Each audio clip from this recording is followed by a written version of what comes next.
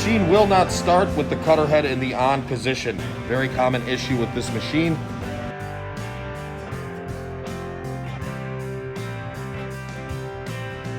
So there is a dead man switch on the unit, which is very important. You hold this down. And what will actually happen is while you're running this with your cutter head engaged, is if you dig too hard, the machine will bounce out of your hands. It'll shut the machine down. Switch on this unit here. Top lever is for choke. Bottom lever is for throttle. And it has an ignition start.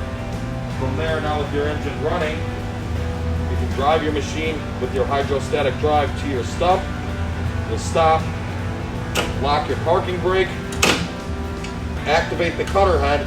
Now depending on the temperature or how long you've had this machine running, you might have to feather the choke to keep it running. Let the cutter head get up to speed, and then what you'll do is you'll lower this into the stump, and as you start to make contact with the stump, you're going to sweep the stump grinder left to right.